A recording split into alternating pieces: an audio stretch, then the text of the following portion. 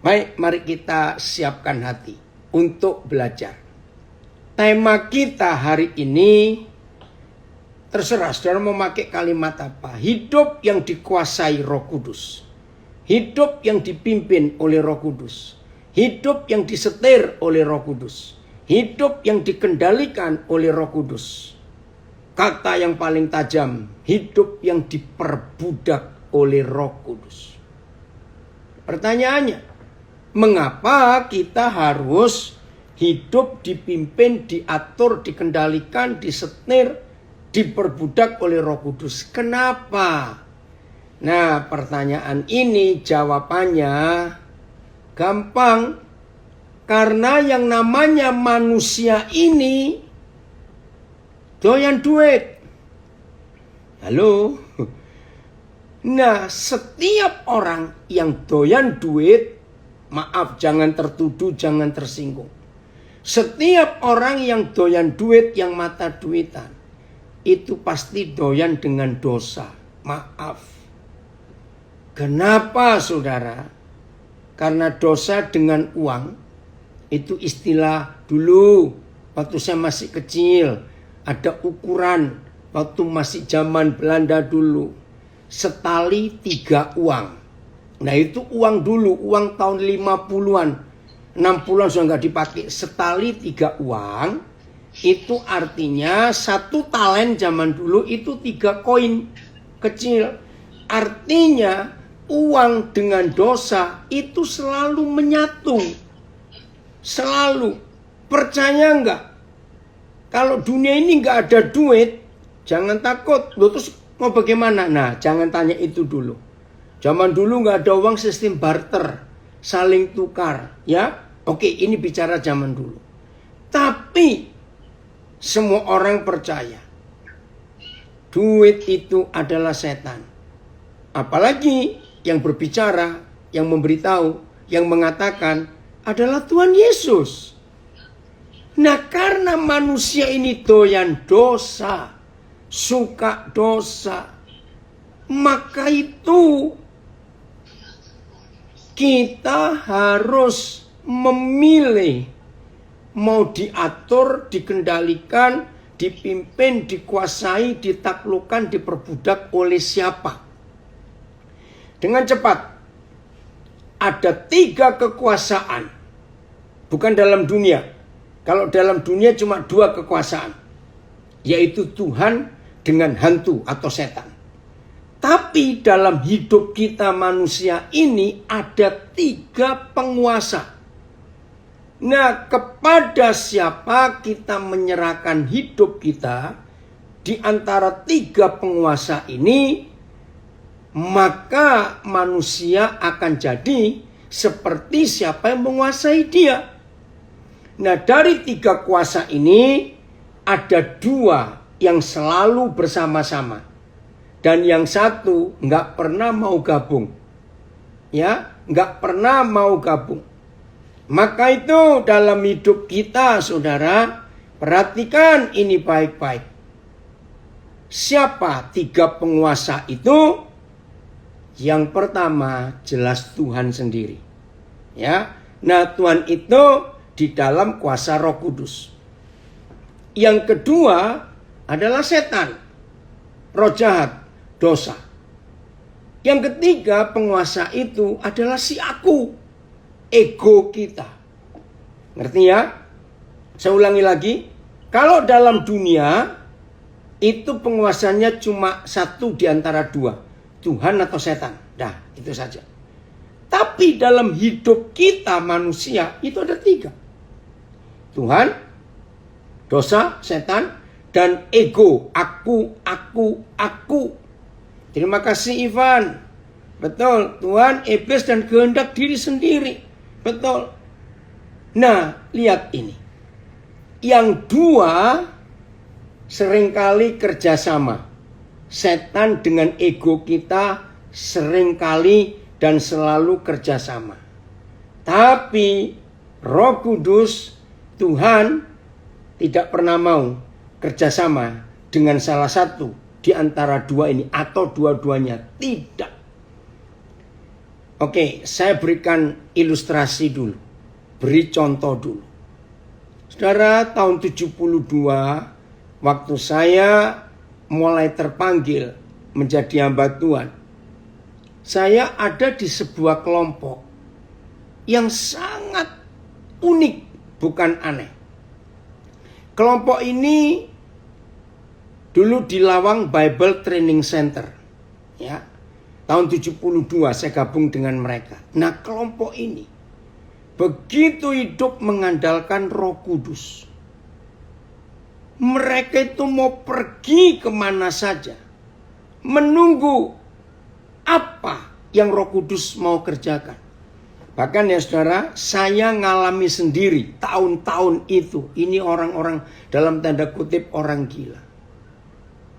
Berapa kali, maaf nih, tapi jangan dibilang, onsin, orang Jawa bilang. Apa nama kelompok? Nah, Lawang Bible Training Center.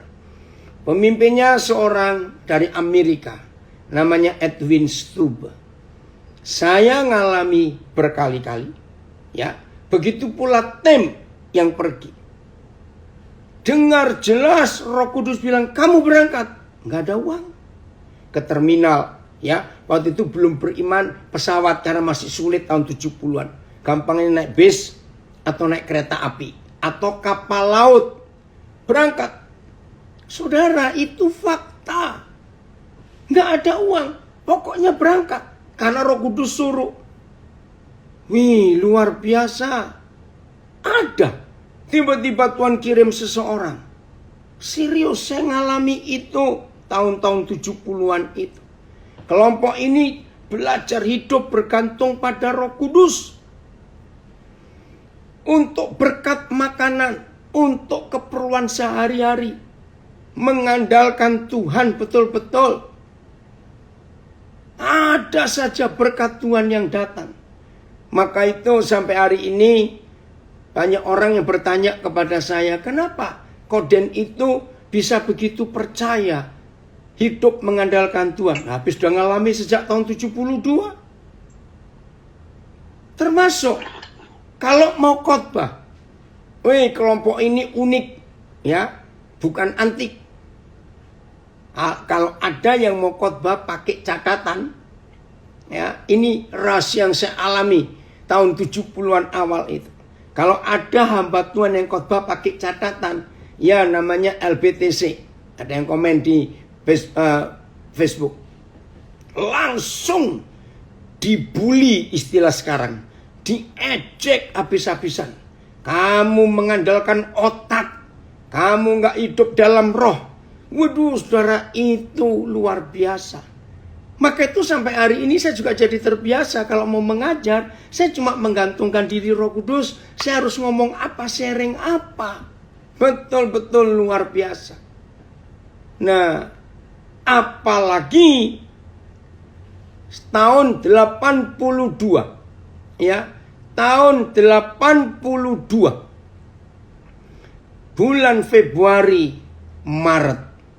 Saya dibawa Tuhan ke Tiongkok. Saudara, saya lebih dahsyat lagi mengalami pimpinan Tuhan. Oke, kita baca dulu ayat yang pertama. Roma 8 ayat 14. Roma 8 ayat 14. Oke, lihat ini.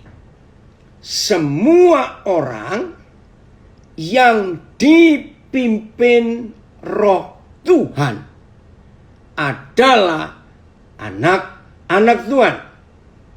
Sebab semua orang yang dipimpin oleh Roh Tuhan adalah anak-anak Tuhan. BS, orang-orang yang dibimbing oleh Roh Tuhan adalah anak-anak Tuhan. Sebab siapa saja yang dipimpin oleh Roh Tuhan, mereka adalah anak-anak Tuhan. Jadi, semua orang yang dipimpin oleh Roh Tuhan adalah anak-anak Tuhan. Semuanya sama. Saudara, jadi setelah 10 tahun, tahun 72 sampai tahun 82, Roh Kudus memimpin. Akhirnya ketika sampai di Tiongkok, saya lebih dahsyat lagi. Nah, jadi dipimpin Roh Kudus. Begini gereja di Tiongkok. Waktu saya mau berangkat, Wah, saya sombong sekali. Saya nanti akan khotbah di Tiongkok. Saya akan mengajar. Ya, saya berharap ada penterjemah. Oke? Ternyata sampai sana, saya cuma sekali sharing atau khotbah. Sisanya saya cuma belajar dengan mereka.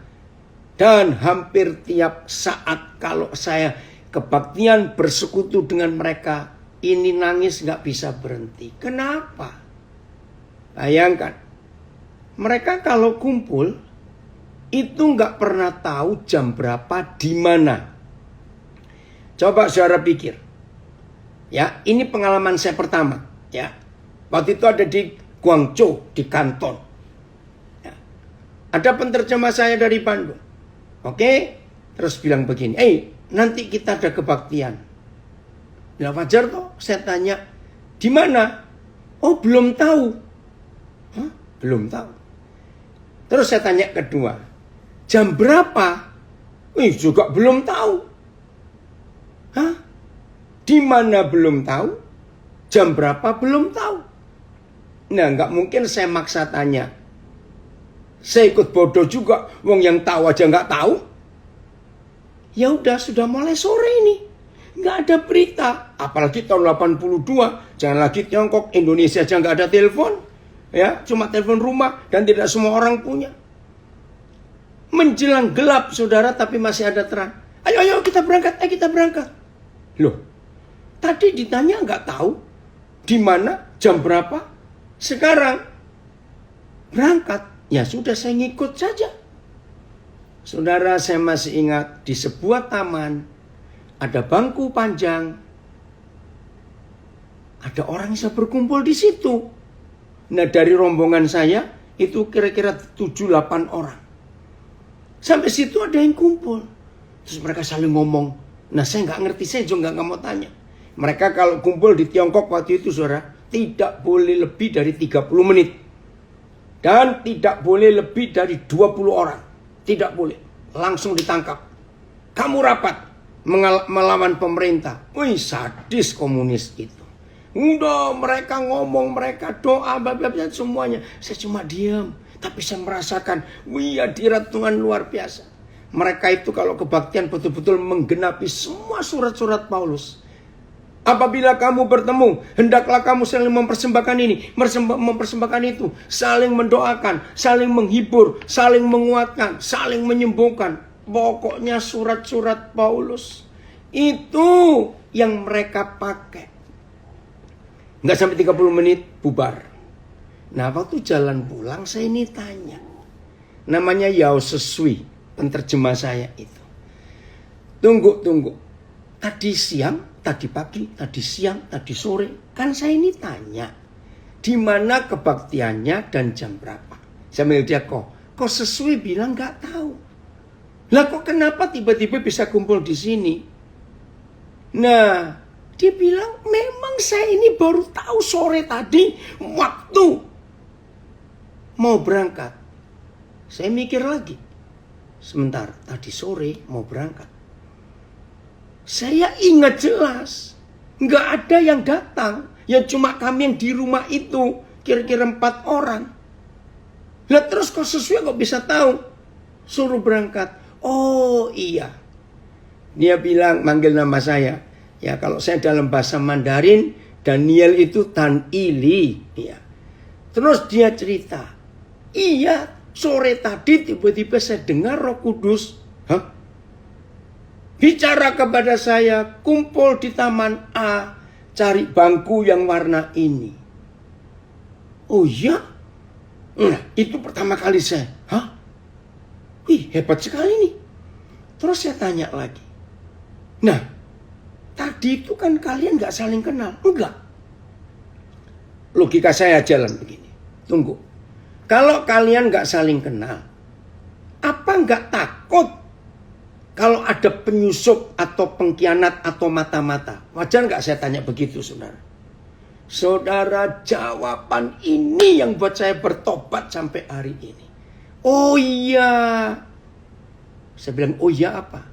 Yang dibaca, yang dihafalkan disebut bukan dibaca. Yang disebut itu Roma 8 ayat 14 ini, saudara. Terus jadi yang tahu kebaktian di mana dan jam berapa itu pasti anak-anak Tuhan yang terbiasa hidup dipimpin oleh Roh Kudus. Jadi tentara komunis nggak mungkin dengar Roh Kudus ngomong. Wih, saudara, saya menangis. Oh ya, barang siapa hidup dipimpin Roh Tuhan, dialah anak-anak Tuhan. Jadi sejak tahun 82 bulan Februari pas Imlek, saudara, saya masuk ke Tiongkok itu seminggu sebelum Imlek. Nah, saya kalau kesaksian itu saya bersyukur. Saya baca ada komen. Saat tertekan dan dilarang kerinduan bersekutu dipimpin oleh Roh Kudus. Betul waktu itu. Tapi saat kita bebas dan merdeka, sakarpe dewe, ampuni kami Tuhan. Kalau ibadah betul. Jadi yang bisa tahu ada kebaktian di mana jam berapa, itu pasti anak-anak Tuhan. Betul Yuli, ini komen dari München, Munich. Betul. Jadi saudara, pernah kebaktian jam 2 subuh. Dibangunkan. Ayo bangun, ada kebaktian di pinggir sungai. Ingat loh, Februari, Maret itu masih dingin di Tiongkok. Oh ya, ya udah, betul ada orang di pinggir sungai. Pernah Roh Kudus bicara kebaktian di base kota. Cari base kota nomor ini, kan bisa ada nomornya. Masuklah. Nah, saudara, hebat mereka. Begitu masuk dalam bis kota, mereka duduk, tahu di mana ada saudara mereka. Wih, luar biasa, betul. Istilahnya gereja bawah tanah. Nah, dulu saya pikir bawah tanah betul-betul di bawah tanah. Tidak, arti bawah tanah itu istilah underground church. Artinya sembunyi-sembunyi.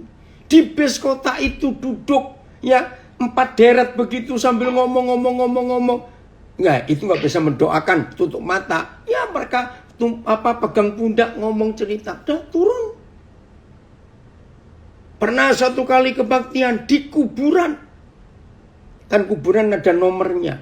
Cari kuburan yang nomor sekian. Ada orang di situ. Suatu kali dipimpin kebaktian, saya dengar. Ayo, saya salah dengar. Di depan toko roti.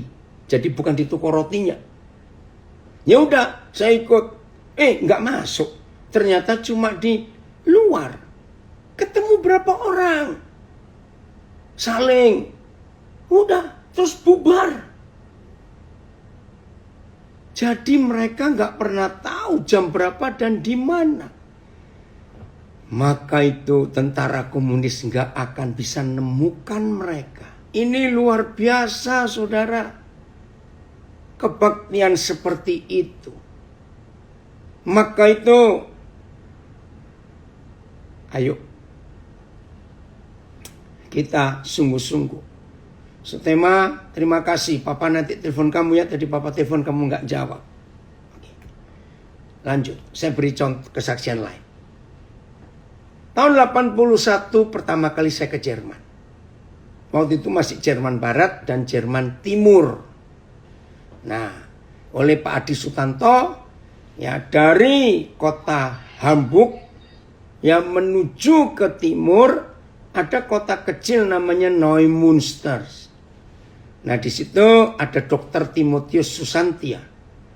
Nah, dokter ini sekarang punya klinik, punya rumah sakit di Ungaran, spesialis tulang, lulusan Jerman. Satu-satunya dokter tulang hebat di Indonesia itu namanya Dokter Timotius Susantia. Dokternya 2. Prakteknya di Ungaran. Nah, itu adiknya Pak Adi Sutanto. Tinggal di situ. Nah, terus ada pelayanan ke Berlin. Nah, untuk menuju Berlin Barat, dari Jerman Barat, itu harus melewati DDR namanya. Jerman Timur. Saudara, itu pertama kali saya melihat. Ya, itu kan satu daratan. Jerman Barat, Jerman Timur itu satu daratan. Nah, saya cerita supaya saudara punya bayangan. Begitu kami meninggalkan Jerman Barat, pemeriksaannya nggak ketat, cuma lihat paspor selesai. Tapi waktu masuk Jerman Timur, ampun, periksanya ketat sekali. Begitu kami lolos dari pemeriksaan paspor, pemeriksaan mobil, semua barang-barang kami bawa diperiksa, itu tangki bensin ditusuk-tusuk pakai besi panjang. Saya pikir kenapa? Karena ada penyelundup orang sembunyi di tangki bensin. Nah, tapi bensin untuk mobil pakai galon saja. Terus dashboard itu dipukul kencang-kencang, diperiksa ada orang tidak. Wih, pokoknya ketat sekali, saudara. Nah, begitu selesai periksa, saya syok. Melihat Jerman Timur kotor, kumuh, tidak ada kehidupan. Apa yang saya belajar? Namanya sama, Jerman. Tapi satu di bawah pemerintahan komunis, satu di bawah pemerintahan negara merdeka. Beda. Bahasanya sama. Orangnya sama, orang Jerman. Nah, dengar ya ilustrasi ini. Ternyata siapa yang memimpin negara itu, maka negaranya itu akan seperti apa. Nah, terus tahun 84 saya dari Jerman saya ke Yugoslavia. Ya, ke kota Dubrovnik waktu itu, ke Sarajevo, ke Mostar. Sama-sama daratan Eropa. Tapi kenapa ini miskin? Kenapa Jerman Barat bisa begitu kaya? Tergantung siapa yang mimpin negara itu. Nah, saya nggak tahu, saudara pernah nggak misalnya dari San Diego, Amerika Serikat, keluar sedikit dari San Diego sudah perbatasan Meksiko. Sama. Begitu melihat San Diego cantik bersih, masuk Meksiko, ampun dah.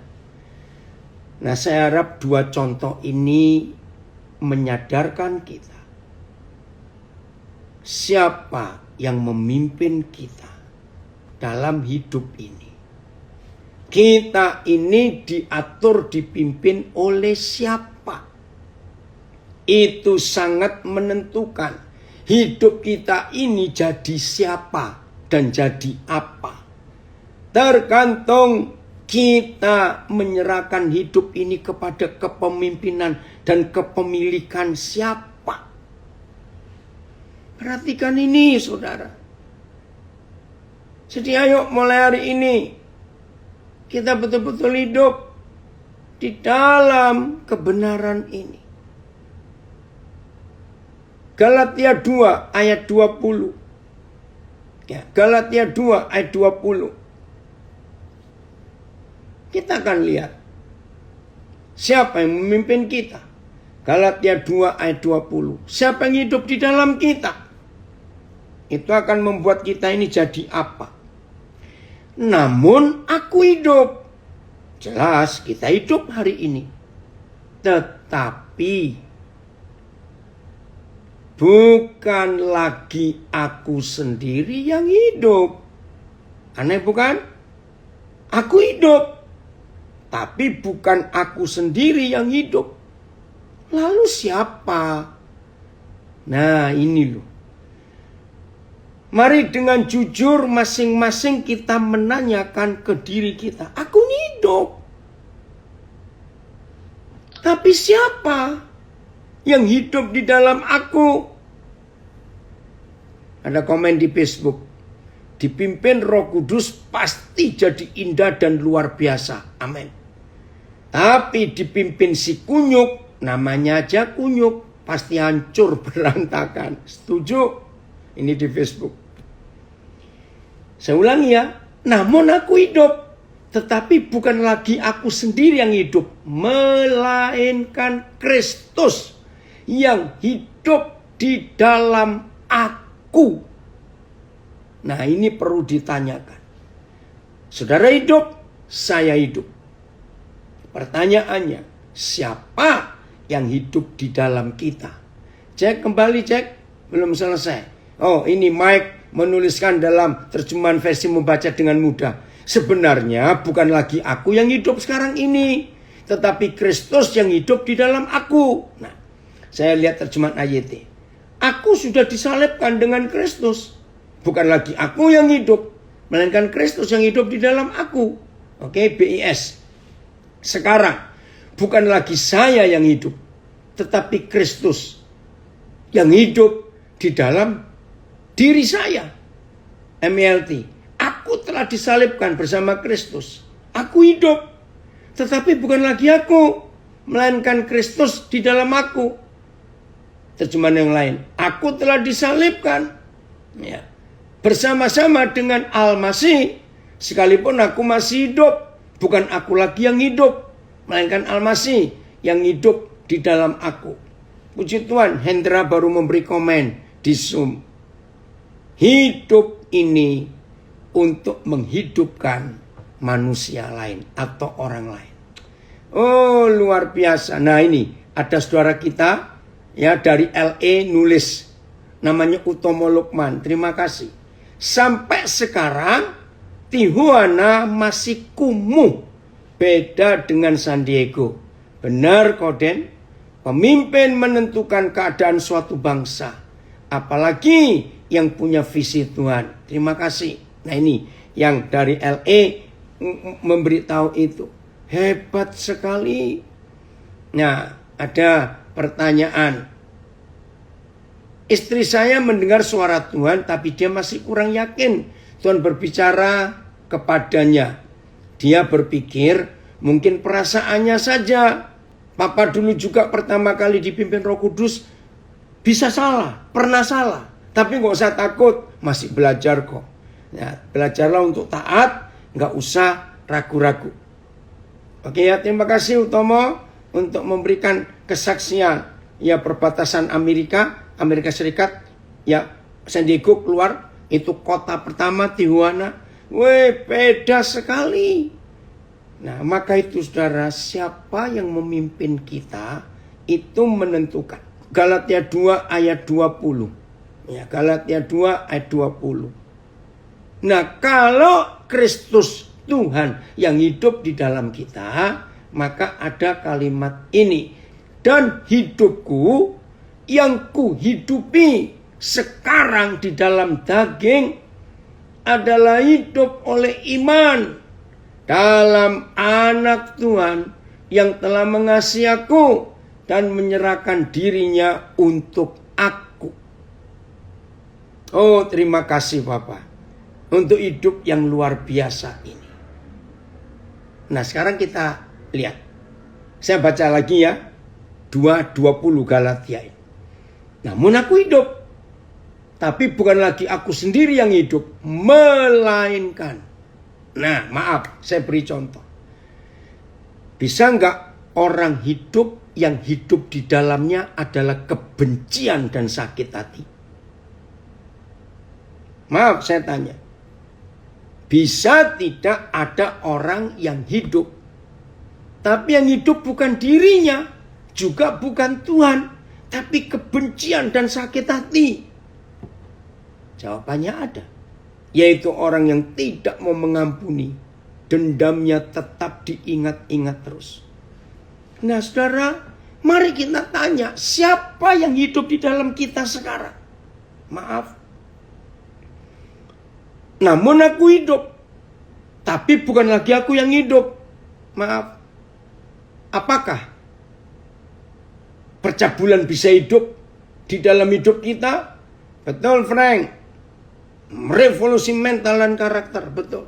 Maaf, bisa nggak ada orang hidup, tapi yang hidup itu percabulan, pikirannya seks terus? Maaf. Nah, mari kita tanya, siapa yang hidup di dalam kita ini? Siapa? Uang bisa nggak hidup di dalam kita? Sangat bisa. Maka itu kalau hari ini saudara memutuskan hidup dipimpin oleh Roh Kudus, hidup itu luar biasa. Oke, saya kembali ke kesaksian waktu ke Tiongkok. Ini luar biasa. Ya, ada komen bagus di Facebook. Jangan menyerah pada nasib dan takdir. Jangan. Ya. Di dalam Tuhan Yesus tidak ada nasib dan takdir. Ayo bangkit dan berjuang bersama Kristus. Terima kasih. Bulan Desember, ya, saya dapat berita dari 2 orang dan dua-dua sudah dipanggil Tuhan. Satu, ya, seorang dokter Lukas di Kudus. Orang Kudus pasti tahu. Dan punya klinik Elim namanya di Jalan Pemuda, nggak salah nomor 60. Ya, dia pendeta juga walaupun dia dokter. Yang satu Pak Samuel Elkana yang memimpin Bukit Doa Getsemani di Ungaran. Nah, 2 hamba Tuhan ini ketemu dengan seorang penginjil muda dari Malaysia. Namanya Raymond Eng. Nah, Raymond Eng ini penginjil yang berapi-api. Kalau khotbah semangatnya luar biasa. Saya belajar banyak dari dia. Nah, suatu hari dia ketemu Dr. Lukas, ya, dan Pak Samuel Elkana. Dia bilang, carikan hamba Tuhan. Ya, carikan hamba Tuhan, orang muda yang saya mau ajak ke Tiongkok. Universitas Shanghai lagi mengalami lawatan Tuhan luar biasa. Nah, nggak tahu bagaimana ini.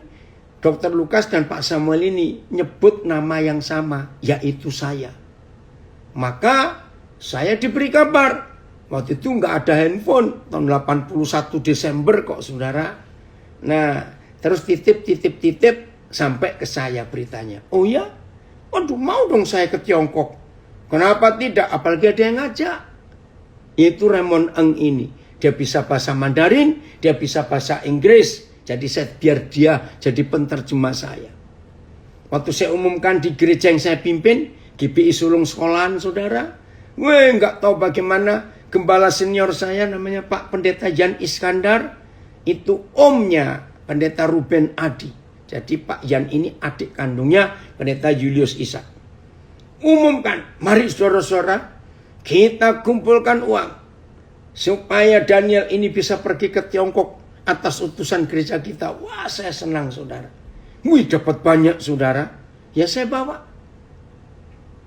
Ternyata 2 minggu sebelum penentuan berangkat, Raymond Eng memberi kabar.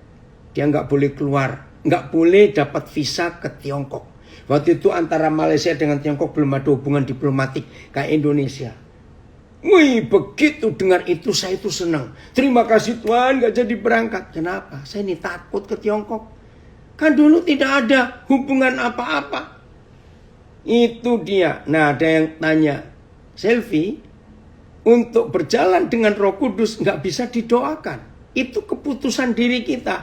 Mau nurut dipimpin atau tidak. Jadi bukan karena doanya orang lain. Ini ada yang komen, dukung doa supaya selalu dipimpin Roh Kudus. Enggak, itu keputusan kita, mau atau tidak.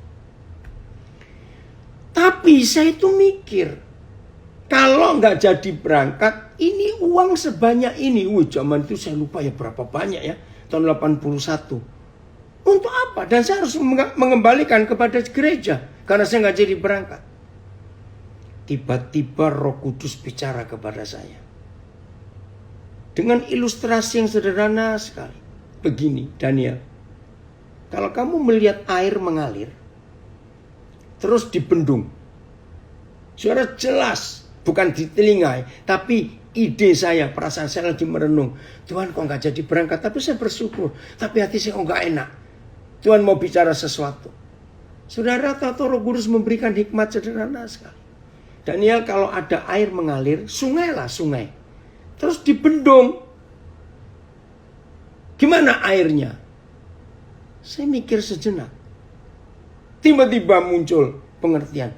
Ya airnya akan cari jalan lain. Ngerti gak maksud itu? Jelas Roh Kudus memberi saya ilustrasi. Sungai dibendung pasti akan mengalir ke pinggir-pinggirnya. Tetap akan mengalir. Langsung saya tahu. Kalau dengan Raymond Eng dibendung oleh pemerintah Malaysia, berarti Papa akan tunjukkan saya jalan lain. Terus bagaimana Saya nggak kenal siapa-siapa. Saya diskusi dengan Dr. Lukas, dengan Pak Samuel Elkana. Aduh, ya bagaimana ini?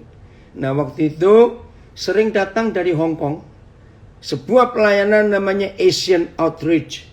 Ya, yang mimpin orang Amerika, saya lupa siapa namanya. Nah, kelompok ini sering datang ke Indonesia cerita tentang gereja bawah tanah di Tiongkok. Saya ingat. Nah, pemimpin Indonesia namanya Pendeta Hosea Litaniwan. Belum lama dia meninggal. Nah, saya tahu kantornya di Jakarta. Nah, saya berangkat ke Jakarta untuk tanya, Pak Hosea, bagaimana kalau saya ini ke Tiongkok? Oh, bisa aja. Ini saya kasih alamatnya, Asian Outreach. Saudara, saya minta peneguhan lagi kepada yang lain. Semuanya yang saya tanya berangkat. Waduh, saya mikir juga ini bagaimana. Berapa hari sebelum berangkat, tiket sudah saya beli, ada di tangan. Puji Tuhan, uang yang dari gereja itu cukup untuk beli tiket. Nah, waktu itu masih bisa beli tiket sekali jalan one way. Saya pikir pulangnya urusan nanti, saya pikir begitu. Nekat, saudara, nggak tahu siapa-siapa. Berapa hari sebelum berangkat, Toto Roh Kudus ingatkan. Nah ini loh, papa saya punya sepupu. Ya, papa saya. Walaupun dia sudah meninggal waktu itu. Nah, saya tahu dengar cerita dari nenek saya. Ya, anak adik nenek saya itu pulang ke Tiongkok tahun 59-60 waktu PP 10. Nah, terus saya datang ke rumah adiknya nenek saya. Nah, saya nggak cuma datang, saya dapat berkat lagi. Saya dibawa uang, saya nggak tahu berapa. Nah, tujuan saya minta alamat dan nomor telepon di Hong Kong. Nah, kami ini nggak pernah ketemu, mereka nggak pernah ketemu saya pun nggak pernah ketemu mereka. Karena waktu mereka berangkat saya masih kecil, ya. Nah, saya bawa, udah. Begitu saya tiba di Hong Kong, saya ke kantor Asian Outreach. Waduh, saudara, saya langsung dapat masalah. Apa masalahnya? Untuk waktu sekarang ini, tidak boleh ada orang asing masuk mengunjungi mereka. Sebab pemerintah Tiongkok sedang ganas. Sudah berapa yang ditangkap? Aduh, saya pikir bagaimana ini? Sudah sampai Hong Kong. Nah, ya udah. Akhirnya saya kembali ke hotel saya, itu YMCA di Hong Kong, hotel murah. Di kamar hotel saya berdoa sambil menangis, Papa saya harus apa? Saya nggak tahu ini mau bagaimana. Ke Tiongkok tertutup. Roh Kudus ingatkan, kamu kan punya nomor telepon saudara papamu. Oh iya. Saya cari koin telepon umum. Karena saya takut telepon di hotel mahal, saya telepon. Wih, diterima. Saya sebut nama kakek saya. Saya sebut nama nenek saya.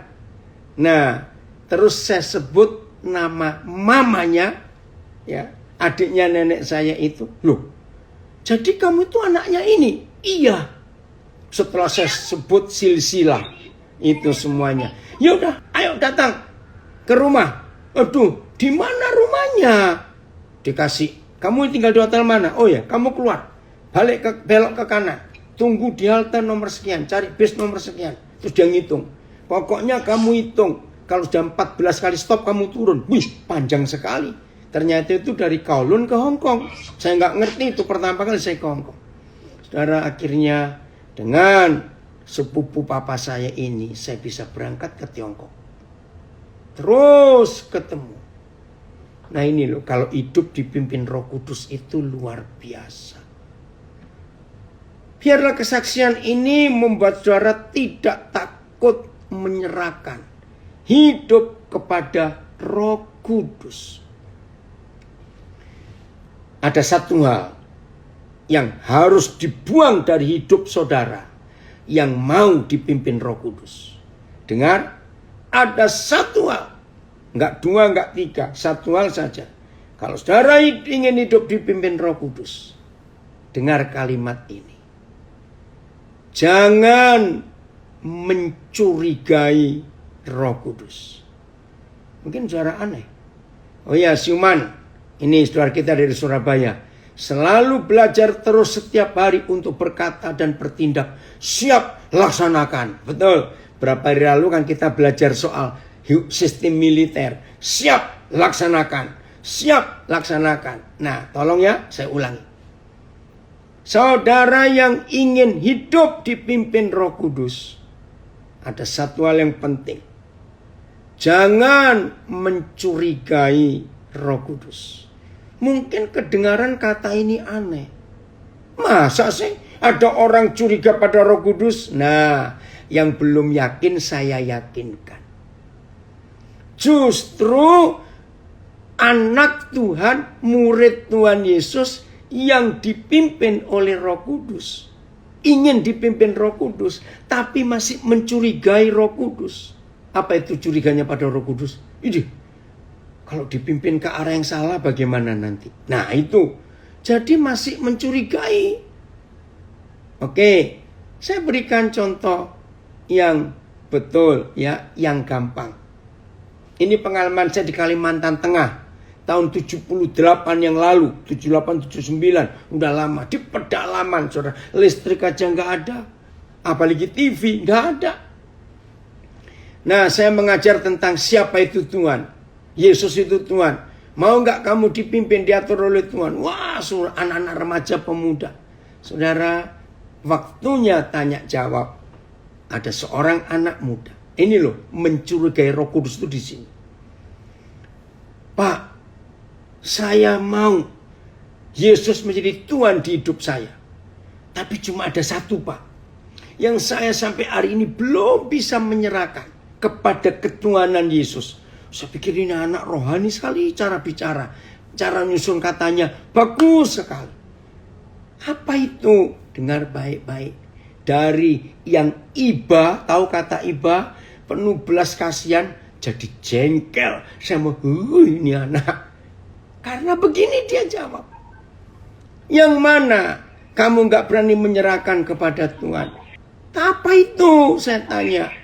Sambil tersipu-sipu. Dia berkata jodoh, Pak. Loh, kenapa jodoh? Saya kan gak ngerti.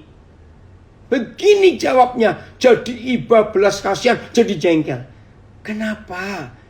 Tentang jodohmu kamu gak berani menyerahkan kepada ketuhanan Yesus. Dengar baik-baik. Dia jawab sambil enteng. Tapi saya jadi jengkel. Takut diberi yang jelek, Pak. Dengarkan. Saya mau marah tapi mau tertawa juga. Kenapa? Nah, waktu itu saya juga masih remaja. Tahun 78-79. Tiba-tiba muncul di pikiran saya. Mungkin saya juga bisa berpikir seperti anak ini. Takut menyerahkan hal jodoh kepada Tuhan. Ya, anak-anak muda, nggak harus bertobat ya kalau mencurigai Tuhan. Karena takut dikasih yang jelek, maka itu nggak berani menyerahkan kepada Tuhan. Maaf.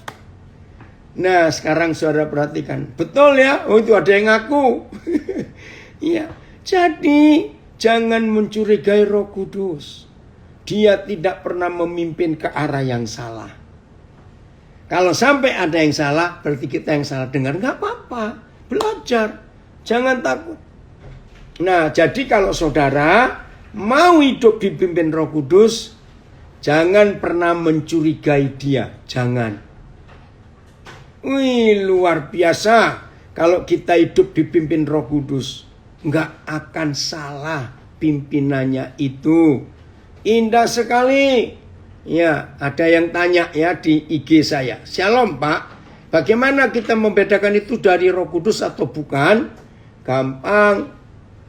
Seberapa dalam kita mengenal firman, sedalam itu, sejauh itu, Roh Kudus akan bicara kepada kita.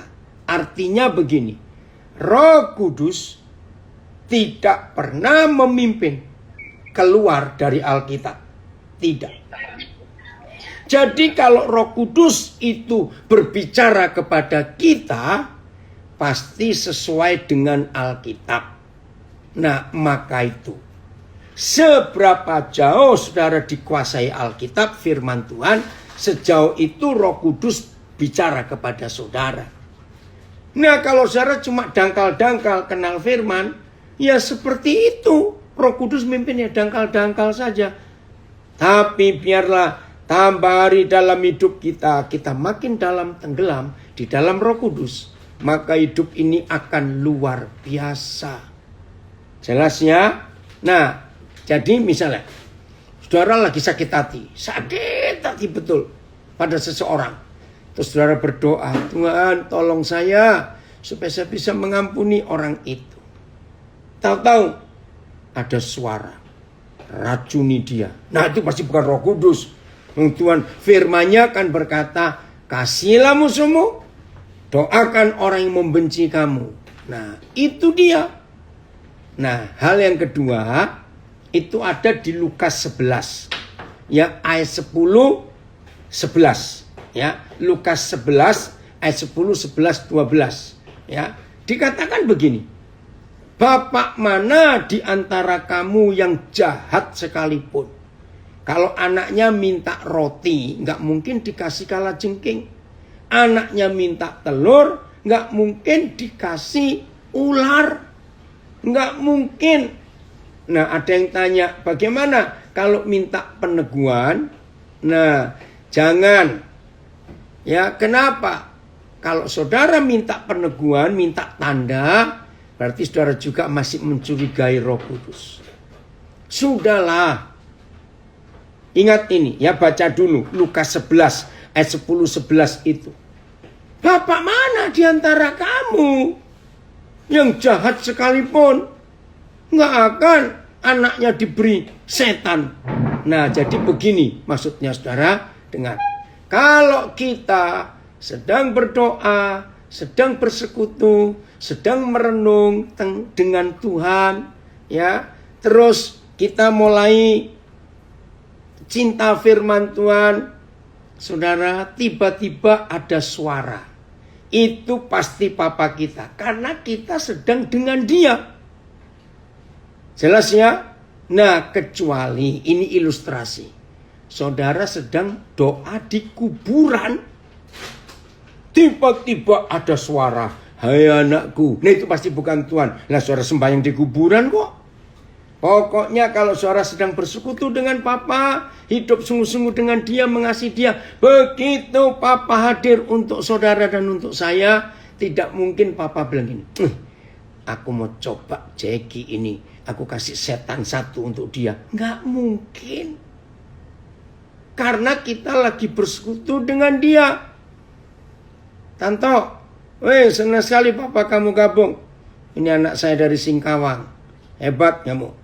Jadi sering-sering baca firman ya Pak? Iya. Bagaimana membangkitkan keinginan untuk haus akan firman? Sama seperti orang haus duit tiap hari. Ngerti? Orang yang butuh duit tiap hari pasti rajin kerja karena perlu uang. Nah, kalau saudara membutuhkan firman sebagai modal hidup yang sungguh-sungguh, maka saudara akan punya kerinduan untuk mencari firman. Tanto, papa jarang lihat kamu muncul loh. Ya, ayo mulai hari ini. Papa ini hampir tiap hari pasti ngajar. Ya, mulai hari ini Tanto ya, walaupun kamu sibuk, ya kamu harus. Gitu. Jelas ya? Oh, ini luar biasa. Nah, ini ada kesaksian di Facebook, saya baca. Saya pernah mengalami seperti disuruh gitu Pak. Seperti bisikan. Dan tiba-tiba langsung saya kerjakan. Buka HP-mu, anakku. Ya. Terus. Betul Pak, saya lemes pas buka HP anak saya. Sekedar informasi. Untuk anak usia 12 tahun ke atas, maaf, sudah masuk grup Telegram yang menyesatkan. Mereka yang rata-rata suka dengan artis-artis Korea, ada grupnya. Puji Tuhan mengingatkan saya, sampai hari ini saya protek penggunaan HP-nya. Nah ini, contoh, seorang papa, tiba-tiba digerakkan Roh Kudus untuk buka HP anaknya. Jadi nggak terlambat itu. Ada banyak kesaksian dalam hidup ini. Kalau kita mau dipimpin oleh Roh Kudus, saudara. Ya, indah sekali. Oke. Bagian berikut. Kisah Rasul 20 Kisah Rasul 20. Ayat yang ke-22, 23. Bagaimana agar peka terhadap kehendak Roh Kudus? Ini pertanyaan di Instagram. Nggak usah puasa, nggak usah nambah jam doa 8 jam sehari. Untuk peka terhadap Roh Kudus, Tuhan cuma meminta modal satu, nurut. Kalau Tuhan menemukan suara taat, maka Roh Kudus akan terus bicara kepada saudara. Nah, maaf Pak, ada yang tanya. Tapi di Alkitab ada contoh minta petunjuk Tuhan. Beda, minta petunjuk dengan minta tanda itu beda. Ya, seperti hamba yang saat mau meminang Ribka untuk Ishak. Nah, karena Eliezer, ini ayatnya ada di Kejadian 24. Karena Eliezer itu takut salah, maka itu dia minta peneguhan dari Tuhan. Nah, kalau kita nggak takut salah, nggak usah curiga pada Roh Kudus, nggak perlu. Begitu pula Gideon. Karena Gideon itu ragu-ragu. Dia itu siapa? Mengalahkan orang Midian sebanyak itu. Nah, jadi kalau kita yakin pada Bapa di surga, nggak perlu minta tanda. Kerjakan saja. Mana ini ceki ayatnya? Kisah Rasul 20 ayat 22-23. Kisah Rasul 20 ayat 22-23. Biarlah ini menjadi bagian dalam hidup kita sepanjang umur hidup ini.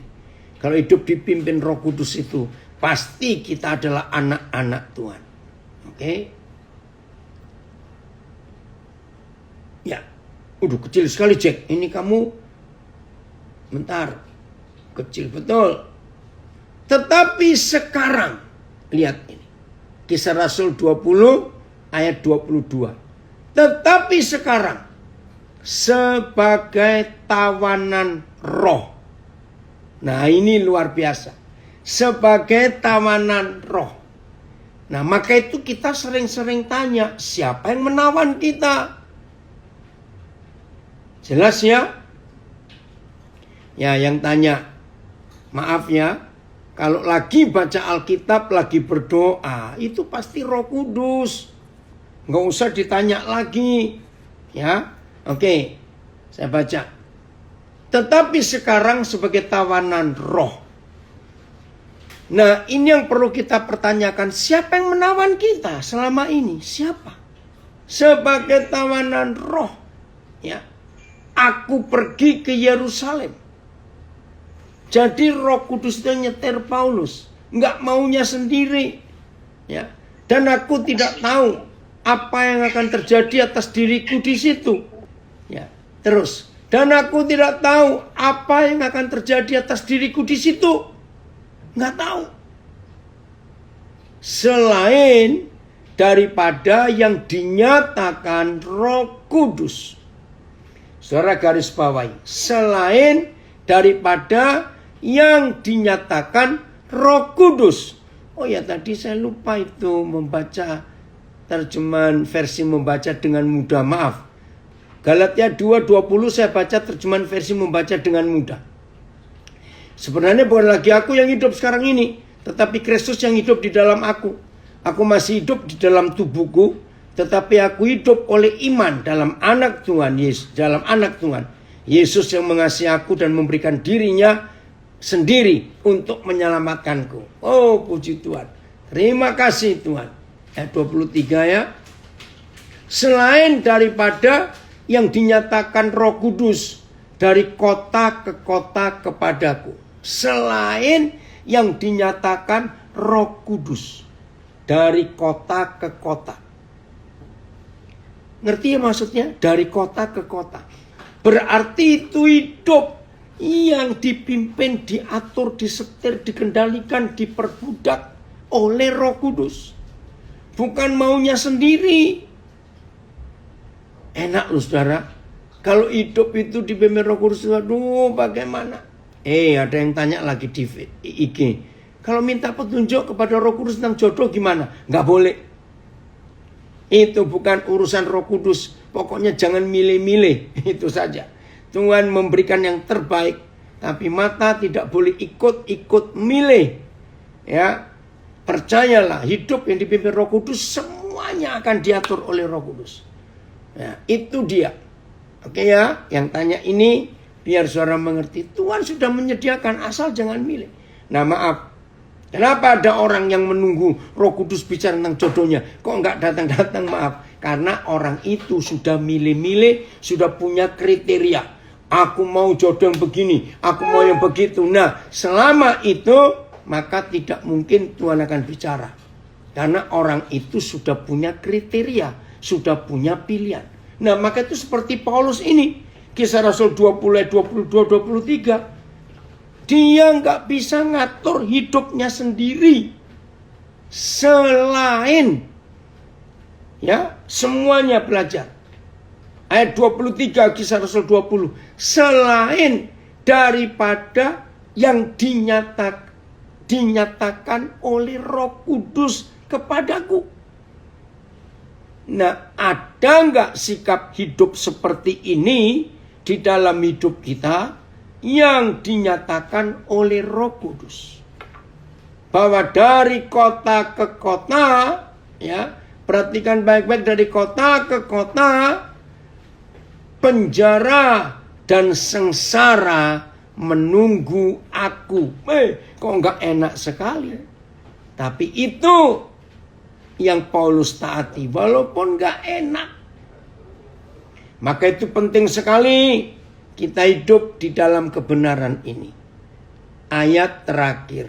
Nah, hidup dipimpin, diatur oleh Roh Kudus. Ternyata bukan untuk kepentingan kita sendiri. Kok bisa? Kita buka Keluaran pasal 3. Ya, ini ayat yang terakhir. Kita pernah belajar ini tentang Musa berapa hari yang lalu, ya, Keluaran pasal 3. Nah, ini harus belajar Saudara. Keluaran 3 ayat yang ayat 5 terus mulai ayat 5 ya. Ini pertama kali Musa mendengar suara Tuhan. Saya baca ya, Keluaran 3 ayat 5 mulai. Keluaran pasal 3 ayat 5. Lalu ia berfirman, Yahweh berfirman, janganlah datang dekat-dekat, tanggalkanlah kasutmu dari kakimu, sebab tempat di mana engkau berdiri itu adalah tanah yang kudus. Lagi Yahweh berfirman, akulah Tuhan ayahmu, Tuhan Abraham, Tuhan Ishak dan Tuhan Yakub. Lalu Musa menutupi mukanya, sebab ia takut memandang Tuhan. Dan Yahweh berfirman, aku telah memperhatikan. Perhatikan ayat 7. Dan Yahweh berfirman, aku telah memperhatikan dengan sungguh kesengsaraan umatku di tanah Mesir.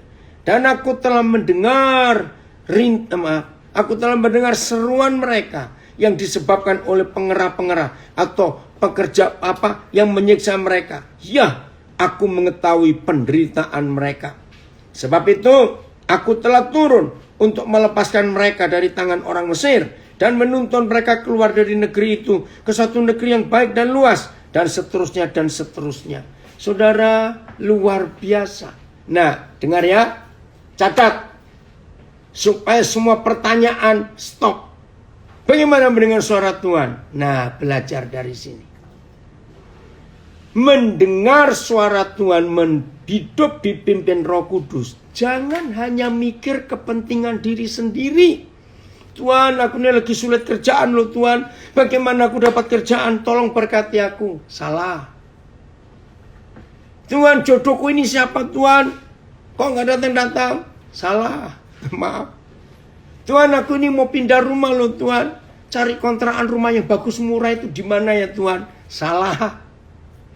Menurut Keluaran 3 yang baru kita baca tadi, pertama kali saudara belajar mendengar suara Roh Kudus, Roh Kudus akan memberitahu saudara bahwa di dekatmu ada orang susah yang perlu Tuhan. Saya ulangi, pengalaman Musa harus jadi pengalaman kita. belajar mendengar pimpinan Roh Kudus, dipimpin oleh Roh Kudus, belajar untuk jadi berkat buat orang lain. Seperti yang saudara kita Hendra di Zoom tadi berkata, memanusiakan manusia yang lain. Itu baru benar.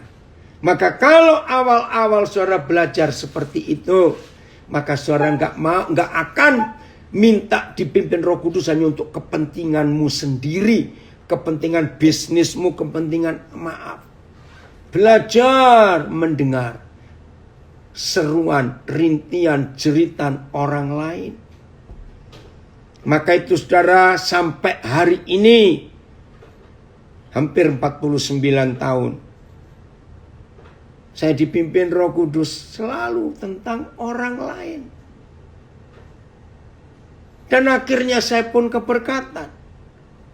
Itu yang luar biasa. Siap ya? Mulai hari ini jangan mikir untuk kepentingan kita. Ayo kita mikir untuk kepentingan orang lain dalam hidup ini. Oh, betapa indahnya kalau kita hidup dipimpin, diatur oleh Roh Kudus. Tuhan Yesus memberkati kita semuanya. Ayo kita taat. Ayo kita nurut. Puji Tuhan.